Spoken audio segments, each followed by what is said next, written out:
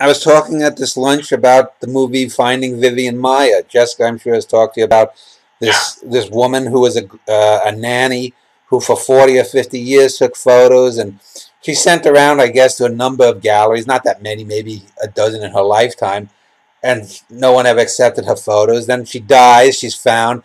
This guy, John Maloof, and a couple of other people have made some good money off of her photographs, and now the state of Illinois has somehow anointed itself the executor of her estate, which I don't get. If she left no one as an executor, it should fall into the fucking public domain so that everyone can use it. But I've got this feeling. It's like, well, you know, someone years after I'm dead, even if, let's say, in 5 or 10 years, a few plays of mine got produced and one went to Broadway, and then some of my books got published or whatnot, I'm going to be close to retirement, so the money to be used for any way to give me more time to write has long since passed.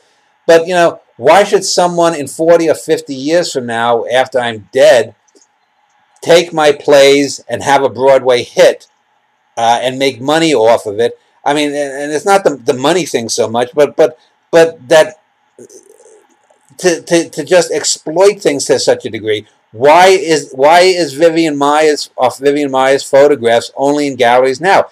Anyone who has any idea about visual art could have looked at that and seen that. And yet I've been to galleries, I've seen many photos, many paintings, and most of them are shit. Jiwei Tu, who I did the interview with, the Dan Schneider written interview with. Jiwei Tu, if you look at his paintings, I still remember when I went to the gallery with Jessica, I'm walking and seeing a lot of these Texas, landscape paintings and horses and cowboys and whatnot. And then I saw this painting. I forget which one of his was. It might have been the guy, a man in a rain jacket, or it might have been the one with a little girl.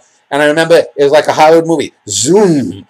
I walked away and said, that's it. That's great art. It struck me instantaneously at the speed of light. I knew, wow, this is so far above these two paintings. They have so far above. Why doesn't that happen to other people? I mean, I'm not superhuman. I mean, I have great talent, but I have trained myself. But why are so many other people so reluctant to want to stand up for great art, to look at this stuff and say, oh, but they don't have that ability, certainly, but it's not something that should be that. I mean, if I sent around, for example, Janie Fitz, this is a play that is a titanically great work of art. It's not in a league with a Norwegian in the Family. It's 23,000 words. So it's 110th or whatever the length of that. And novels are more complex than any drama can be. The longest drama that I did, the second play, which is 59,000 words, if I do a 60,000 word novella or a short novel, the novel is going to be more complex. That's just the nature of the art form. But how do you read such banal writing?